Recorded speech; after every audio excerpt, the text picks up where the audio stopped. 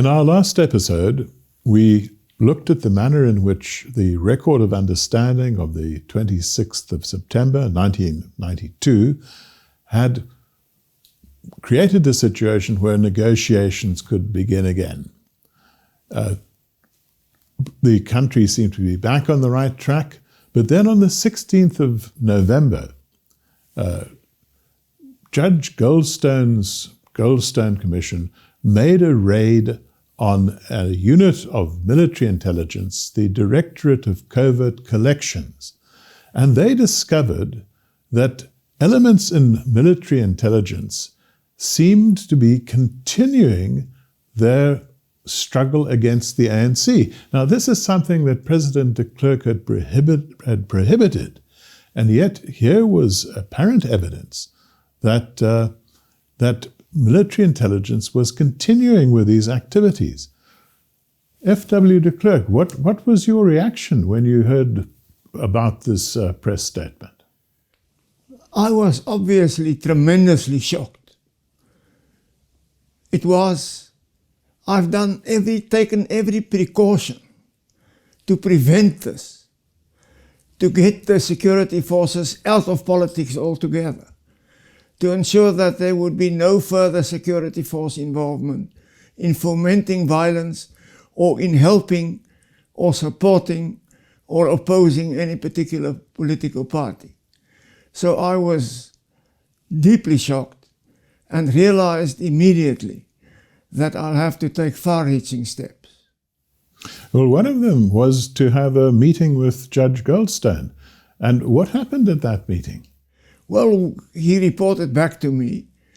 I was a bit cross because he made such an announcement without informing me first. The normal procedure would be first to report to the president and then to make a public statement. But he was there. It was important that he would be seen as doing his job properly. It was momentous news. And he asked me for further extra capacity, and I granted him that, and at all times I gave him everything he wanted. And we agreed that he would continue with his investigation, but I informed him that I would have to take some steps from my side too. Yes, and all of this, unfortunately, seemed to give credibility to ANC charges that there was this mysterious third force sponsored by the government that was fomenting violence and continuing the violence that was now bedeviling the negotiating process. What was your reaction to that? Was there such a third force? Was there ever any sort of discussion about this in the cabinet or the Security Council? Yes, I constantly pressured the security ministers when these accusations came around to tell me, is there anything I should know? How sure are they that it's not happening, that there are not elements within their forces, the defense force as well as the police, who are, contrary to my instructions and to the government policy, were continuing to do this. And they constantly denied it, also in the State Security Council meetings.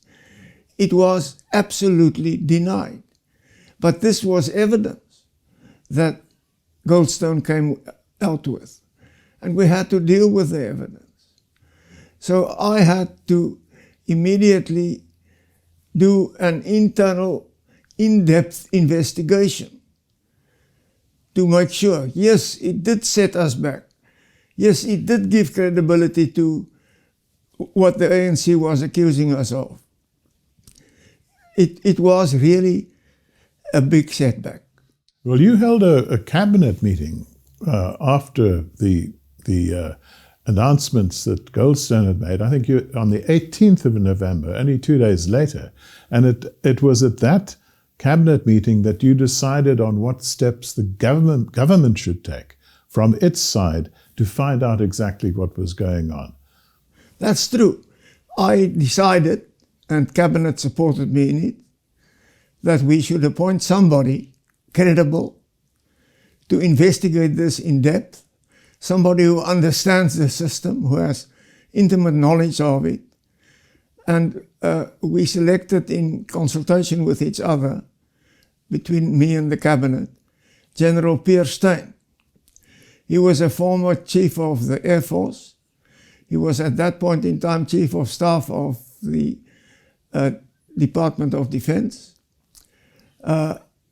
He's never been involved in this type of thing in his military career, having been in the Air Force.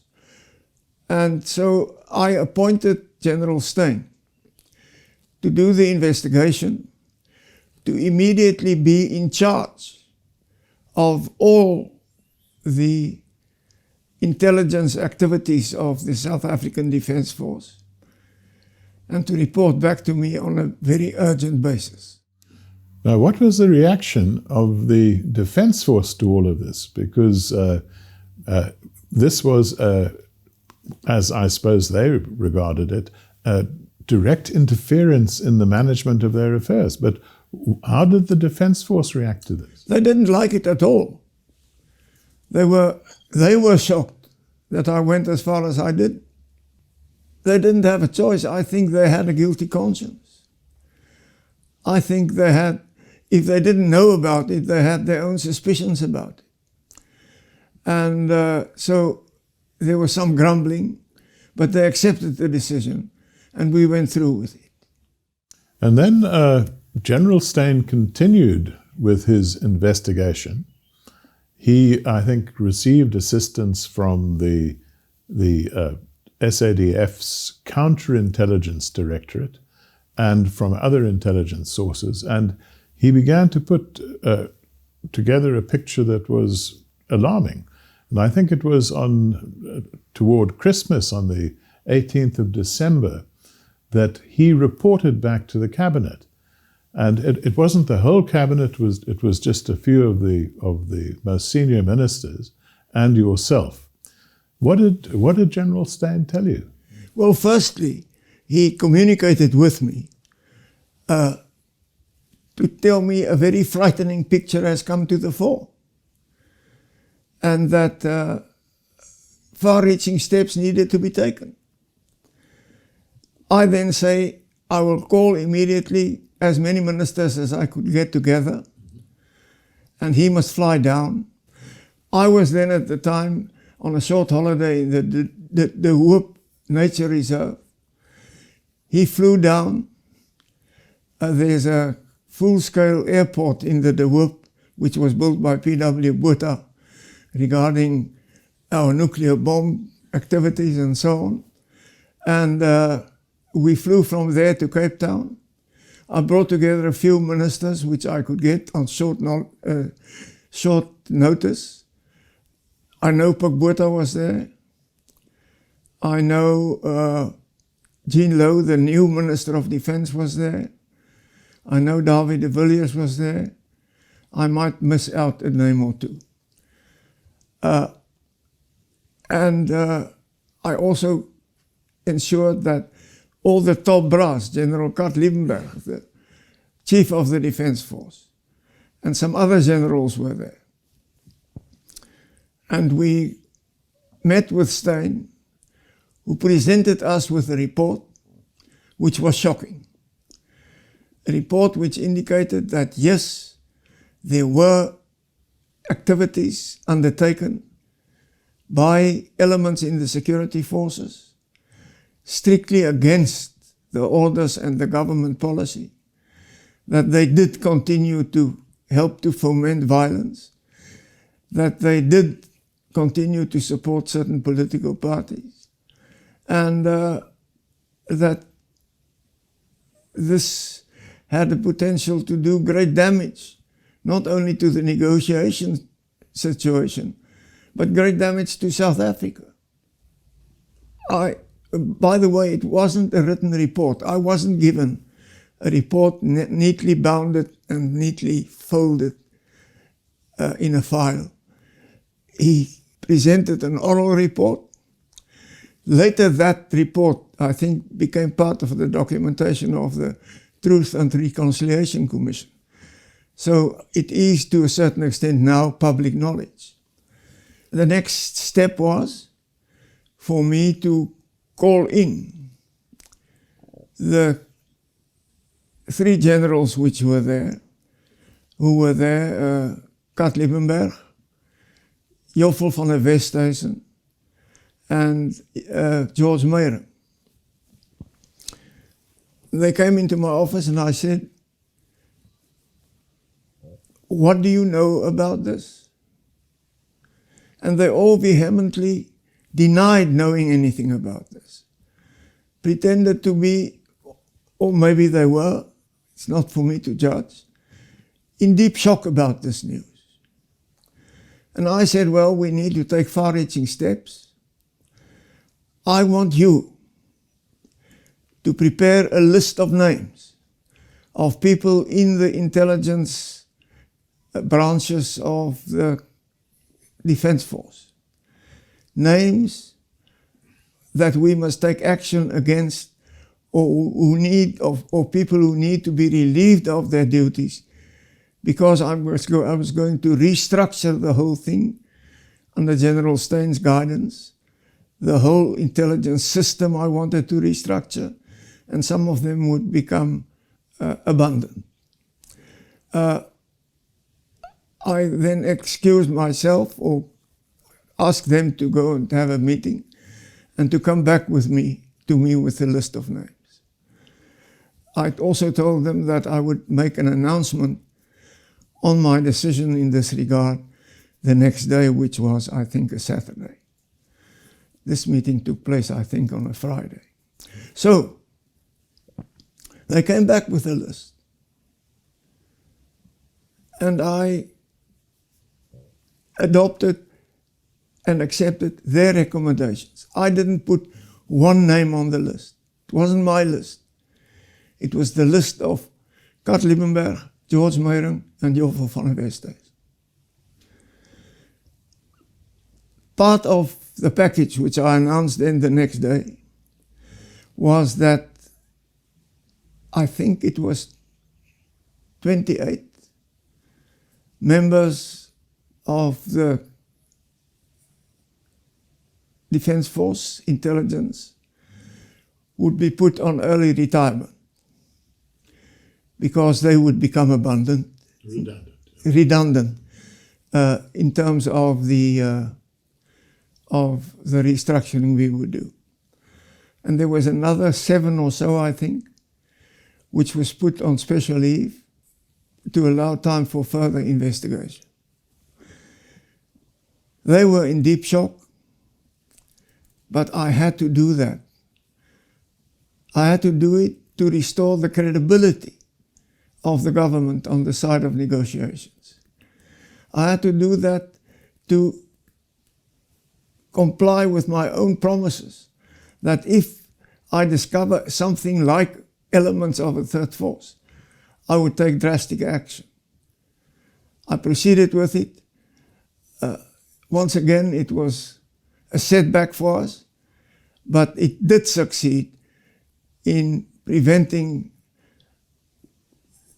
the breakup of the negotiations.